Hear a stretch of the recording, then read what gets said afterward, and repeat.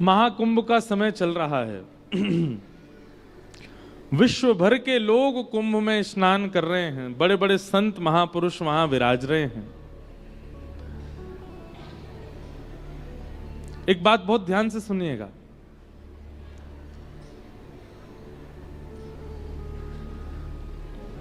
कुंभ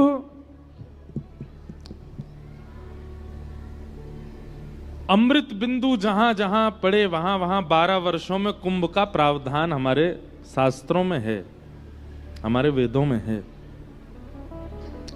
लेकिन जिस महात्म की आज आप चर्चा सुनने वाले हैं, उस महात्म के भाव को जानिएगा। महात्म में ऐसा वर्णन आता है कि क्व सुधा क्व कथालोके क्व काचुक मणिर्महान ब्रह्मरातो विचार्येवं तदा देवांजहासः। बहुत सावधानी से सुनिएगा।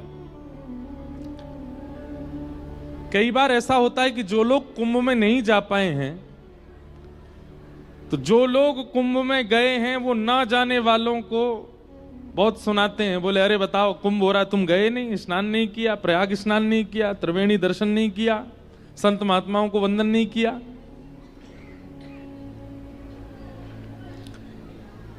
कुंभ अगर आप केवल त्रिवेणी स्नान के भाव से जा रहे हो, कुंभ केवल प्रयाग में प्रणाम के भाव से जा रहे हो, तो कुंभ आप यहां पर भी उसका आस्वादन कर सकते हैं।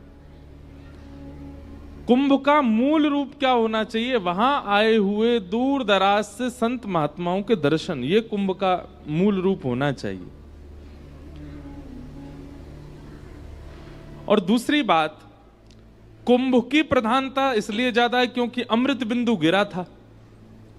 तो अमृत और श्रीमद् भागवत, इन दोनों के लिए तो भागवत जी के महात्मा कहा गया क्व कांच क्व मणिर महान। भागवत जी तो मणि हैं और अमृत क्या है? बोले कांच के समान है। महंगा क्या होता है? कांच महंगा होता है कि मणि महंगी होती है? हीरा महंगा होता है? हीरा महंगा होता है ना।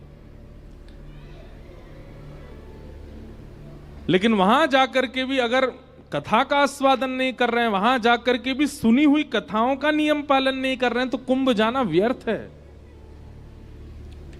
लेकिन आप हिमाचल में बैठ करके, पंजाब में बैठ करके या कहीं और स्थान पर भी रह करके कथाओं का आस्वादन करते हैं, और आस्वादन ही नहीं करते हैं, अपने जीवन में उतारते भी हैं। जो व्यास जी कह रहे हैं, जो वक्ता कहते हैं, उस बात का आप पूर्ण रूपेण पालन भी करते हैं। तो आप जहां बैठे हैं वहीं कुंभ स्नान हो रहा है। यह बहुत आवश्यक है। हमें लगता है कि तन का स्थान पर उपस्थित होना, नदियों में स्नान करना, और इसका पुण्य हमको प्राप्त होता है, ऐसा नहीं है। तन की उपस्थिति ज्यादा आवश्यक नहीं है, हृदय की उपस्थिति बहुत आवश्यक है। हम एक बात बताएं, आप सवेरे सवेरे जब स्नान करते हैं ना, तो अपने बाल्टी में जल भरो, और जल भरने के बाद नेत्रबंद करो। नेत्रबंद करते हुए क्या विचार करो? आहा, लाखों लोग चारों ओर खड़े हैं। यहां से गंगा जी आ रही हैं, इधर से यमुना जी आ रही हैं, ये देखो सामने त्रिवेणी संगम दिख रहा है। ये सब मन में सोचना है। गंगा जी का जो वर्ण है वो थोड़ा सा मटमैला जैसा है, थोड़ा जैसे मिट्टी का सा वर्ण होता है ना, ऐसा वर्ण गंगा जी का है। और श्याम वर्ण की यहां से यमुना जी आ रही हैं, बीच में दोनों का संगम हो रहा है।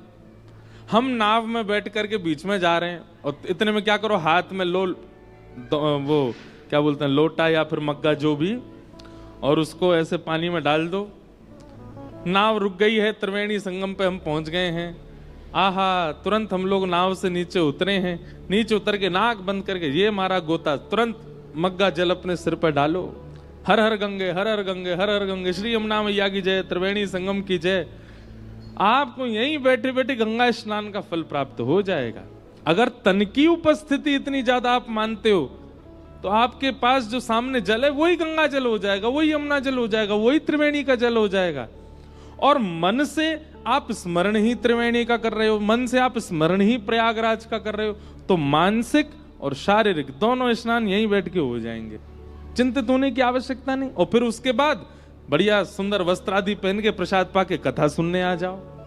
यहां पर इतने सारे संत बैठे हैं, बताओ कुंभ से कम है कोई?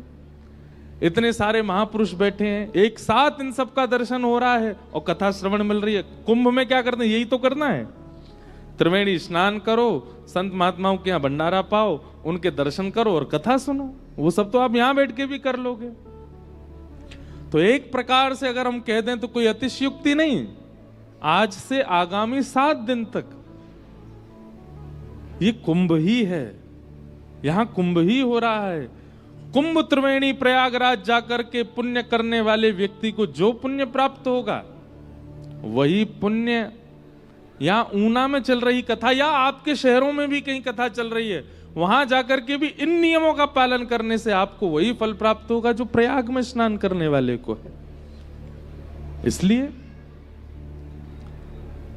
कोई निराश होने वाली बात नहीं कि हम नहीं जा पाए कुंभ। हम तो जैसे तैसे गिरते पड़ते पहुंच गए, पर आप लोग नहीं भी गए हो तो कोई दिक्कत नहीं, यहीं बैठ करके कुंभ का आनंद लो। साक्षात श्रीमद् भागवत जी सर्वोपरि है। यदि इनका आस्वादन प्रत्येक दिन आप करते हो तो प्रत्येक दिन ही आपका कुंभ स्नान है। बस वो आस्वादन होना चाहिए। सच्चिदानंद रूपाय विश्वोत्पत्त्यादि हेतवे तापत्रय